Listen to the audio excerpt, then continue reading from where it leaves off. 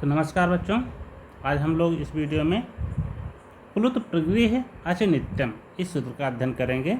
ये सूत्र प्रकृति भाव करता है। इस सूत्र का अर्थ होता है अच परे होने पर प्लुत और प्रगृह्य संज्ञक वर्ण नित्य रूप से प्रकृति भाव में रहते हैं, मतलब संधिकार नहीं होता है। अच परे होने पर मतलब स्वर बाद में होने पर प्लुत और प्रगृह्य संज्ञक वर्ण, प्रगृह्य एक संज्ञा होती है जो कि अगले सूत्र में बताया जाएगा। प्लुत और प्रगृह्य संज्ञक वर्ण नित्य रूप से प्रकृति भाव में रहते हैं, मतलब संधिकार्य नहीं होता। अब इसका उदाहरण देखते हैं। इसका उदाहरण है आगच्छ कृष्ण अत्र गौः चरन्ति। अब देखिए यहाँ पर ध्यान दीजिए, अच परे होने पर, अब देखिए यहाँ पर बाद में अच आ है, अत्र का जो आ है ये अच है। अच परे होने पर मतलब बाद में स्वर होने पर, अच होने पर प्लुत और प्रगृह्य संज्ञक वर्ण, यहाँ पर प्लुत संज्ञक जोड़ा के बाद टी संज्ञक ह्रस्वकार है, ह्रस्वकार नहीं, ये प्लुत है। ड़ा के बाद जो प्लुत आकार है वो नित्य रूप से प्रकृति भाव में रहते हैं। प्रकृति भाव में रहने का मतलब है, अब यहाँ पर जो प्लुत आ है और उसके बाद ह्रस्वकार है। अब यहाँ पर क्या आकाश सवर्णी दीर्घ से दीर्घ हो जाना चाहिए था, कहा सवर्णी दीर्घ से दीर्घ हो जाना चाहिए था, लेकिन कह रहे हैं कि यहाँ पर चूंकि ये प्लुत आ के बाद ह्रस्वकार विद्यमान है, इसलिए यहाँ पर नित्य रूप से प्रकृति भाव में रहेंगे और संधिकार यहाँ पर नहीं होगा। आकाश सवर्णी दीर्घ से यहाँ पर दीर्घ संधि नहीं होगा अपितु तो आगच्छ कृष्ण अत्र गौः चरन्ति अलग अलग ही रूप बना रहेगा, यहाँ पर संधिकार नहीं होगा। अगला सूत्र है ईदु दे द्विवचनम प्रगृह्यम। इस सूत्र में प्रगृह्य संज्ञा की जाती है इस सूत्र से। तो ये सूत्र क्या कहता है, इकारांत मतलब दीर्घिकारांत, दीर्घुकारांत, दीर्घ एकारांत द्विवचन प्रगृह्य संज्ञक होते हैं। दीर्घिकारांत, दीर्घुकारांत, एकारांत द्विवचन प्रगृह्य संज्ञक होते हैं। कहने का मतलब है यदि किसी शब्द के द्विवचन का रूप इकारांत, उकारांत और एकारांत होगा तो उन अंतिम दीर्घी, दीर्घु और ए वर्ण प्रगृह्य संज्ञक होंगे। उदाहरण के लिए हरि एतो, उदाहरण है हरि एतो। तो ये जो हरि शब्द है, जो हरि शब्द होता है, इसके प्रथमा विभक्ति द्विवचन का रूप है। हरि हरि हरयः, हरिम हरि हरिन। तो यहाँ पर जो हरि शब्द है, हरि शब्द के द्विवचन का रूप है। प्रथमा विभक्ति और द्विवचन के प्रथमा विभक्ति और द्वितीय विभक्ति के द्विवचन का रूप हरि होता है। तो यहाँ पर देखिए द्विवचन, द्विवचन एक शब्द पूरी हो गई, द्विवचन का रूप है और दीर्घ इकारांत भी है, हरि दीर्घ इकारांत है और द्विवचन है। ऐसी स्थिति में तो यहाँ पर जो दीर्घ इकार है, ये दीर्घ इकार प्रगृह्य संज्ञक हो जाएगा, मतलब इसका नाम हो जाएगा प्रगृह्य। प्रगृह्य हो जाने से आगे वाले वर्ण के साथ संधि कार्य नहीं करेगा। तो यहाँ पर हरि धन एतो, अब आगे यहाँ पर संधि कार्य नहीं करेगा।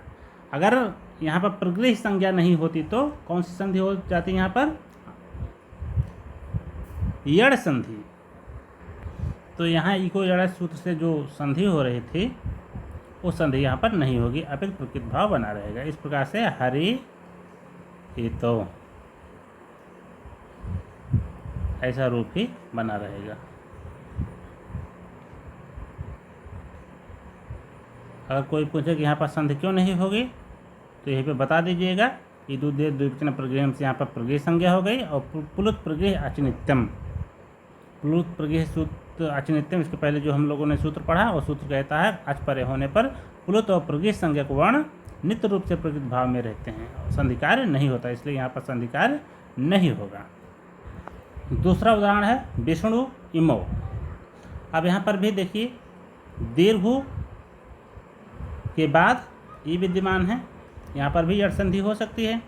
यड़ संधि में क्या कहा गया था, इको यड़च इक वर्ण के बाद अगर अच विद्यमान हो तो इक के स्थान पर यड़ आदेश होता है। इक वर्ण में ई, उ, रि, लृ, ई, उ, रि, लृ 4 वर्ण आते हैं, इसमें उ भी विद्यमान है और उ के इक के बाद यहाँ पर स्वर विद्यमान है। तो ऐसी स्थिति में यहाँ पर यड़ संधि हो सकती थी, लेकिन यहाँ पर जो विष्णु शब्द है वो दीर्घ उकारांत द्विवचन का रूप है, द्विवचन का रूप है। तो दीर्घ उकारांत द्विवचन का जो रूप होता है वह प्रगृह्य संज्ञक होता है। प्लुत ओ ईदु दे द्विवचन प्रगृह्यम। इस सूत्र से जो दीर्घ उकारांत और द्विवचन का रूप होता है वह प्रगृह्य संज्ञक होता है।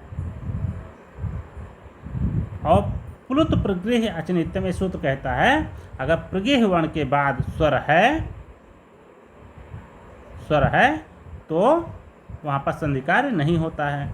इसलिए यहाँ पर विष्णु इमो, यहाँ पर यड़ संधि नहीं होगी, अपित प्रकृति भाव ही बना रहेगा। इस प्रकार से विष्णु इमो ऐसा ही रूप रहेगा, यहाँ पर संधि कार्य नहीं होगा। अगला सूत्र है आदसो मात। आदस, आदस एक सर्वनाम शब्द है, सर्वनाम शब्द है। तो ये सूत्र कहता है कि आदस शब्द के अवयव मकार मतलब माँ, आदस शब्द के अवयव माँ से परे इकार, दीर्घ इकार और दीर्घ उकार की प्रगृह्य संज्ञा होती है।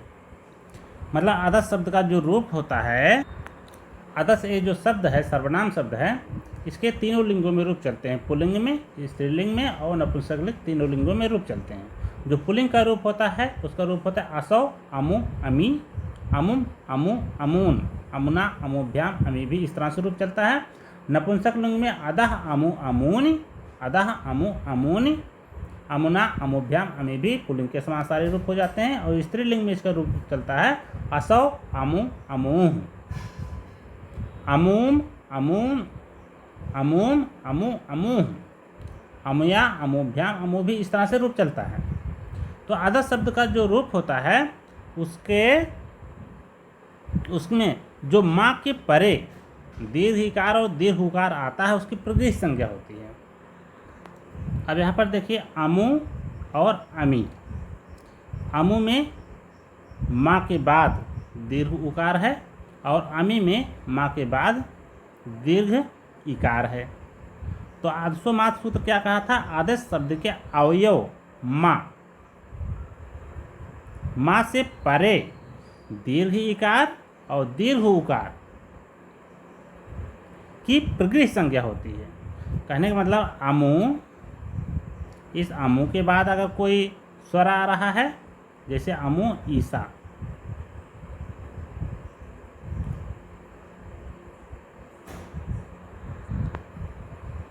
अमी ईसा, अमी ईसा, ईसा बहुवचन में है तो अमु इसका जो है अमी होगा, यहाँ पर बहुवचन में होगा।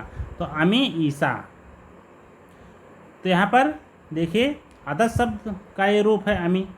इसमें जो अवयव, इसका जो अवयव माँ है उसके बाद में दीर्घ इकार है और उसके बाद जो स्वर ई आ रहा है, तो यहाँ पर इन दोनों के बीच में संधि कार्य नहीं होगा, क्योंकि यहाँ पर जो दीर्घ इकार है माँ में इसकी प्रगृह्य संज्ञा है। तो प्रगृह्य संज्ञक इकार और ईसा के इकार में संधि कार्य नहीं होगा, क्योंकि यहाँ पर इसकी प्रगृह्य संज्ञा है। इसी प्रकार से आमो शब्द है, अमु आस्ते, अमु आस्ते का अर्थ है ये दोनों बैठे हैं। तो आदसो मात सूत्र से यहाँ पर जो दीर्घ है इसकी प्रगृह्य संज्ञा हो गई, प्रगृह्य संज्ञा हो गई, इसकी प्रगृह्य संज्ञा हो गई। इसके बाद आ विद्यमान है, तो प्रगृह्य संज्ञा हो जाने के कारण यहाँ पर संधि कार्य नहीं होगा, अन्यथा यहाँ पर यड़ संधि हो सकती थी, क्योंकि यहाँ पर इक है, इक के बाद स्वर विद्यमान है। ऐसी स्थिति में यहाँ पर संधि कार्य हो सकता था, लेकिन यहाँ पर प्रगृह्य संज्ञा हो जाने के कारण संधि कार्य नहीं होगा। इस प्रकार से अमु आस्ते ऐसा ही रूप बना रहेगा। इस प्रकार इस वीडियो में बस इतना ही। इसके बाद हम लोग दूसरी वीडियो में बात करेंगे। इसके आगे हम लोग पहले सूत्र का अध्ययन करेंगे। तब तक के लिए आप सबका बहुत बहुत धन्यवाद।